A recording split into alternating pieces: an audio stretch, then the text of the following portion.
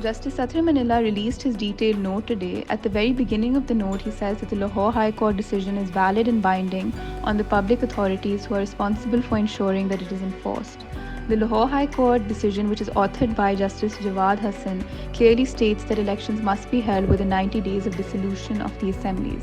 This has been reinforced by Justice Athar Minallah, who has said that this decision is valid and it holds the field. So even this doesn't help the government to the extent that it tries to delay elections until October. Justice Athar Minallah then says that the petitions were dismissed by a majority of 4-3, as this was the understanding in a meeting between the judges. However, there is an order dated 27 February 2023 where all 9 judges, including Justice Athar Minallah, have signed it, and it says that the matter is referred to the Honourable Chief Justice for reconstitution of the bench.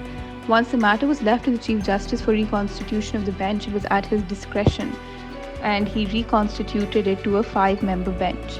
Many are raising examples with Panama, but with respect, this example is flawed, as in Panama, 2 judges gave their decisions before the JIT report and 3 judges gave it after the JIT report. And crucially, there is no order in Panama reconstituting the bench. In this case, there is a clear distinction, as there is an order signed by all 9 judges agreeing to the Chief Justice reconstituting the bench. It is also important to point out that there is no order of these 4 judges dismissing the petition.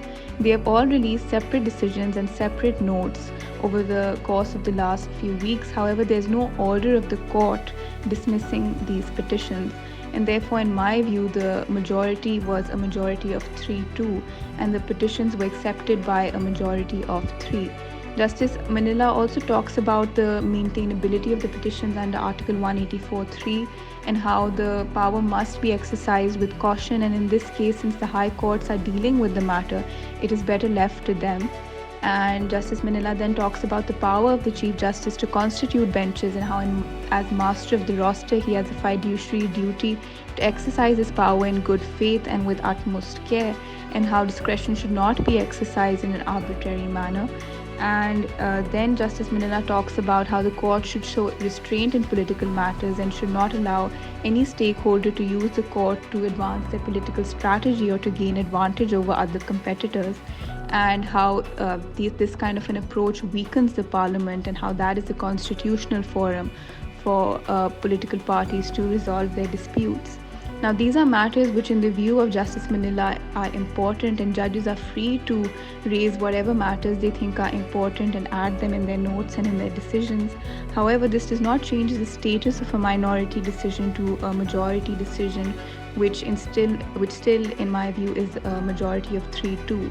Even before Justice Minallah's note was released, the government passed a resolution rejecting the Supreme Court decision, and now members of the government are asking the Chief Justice to resign.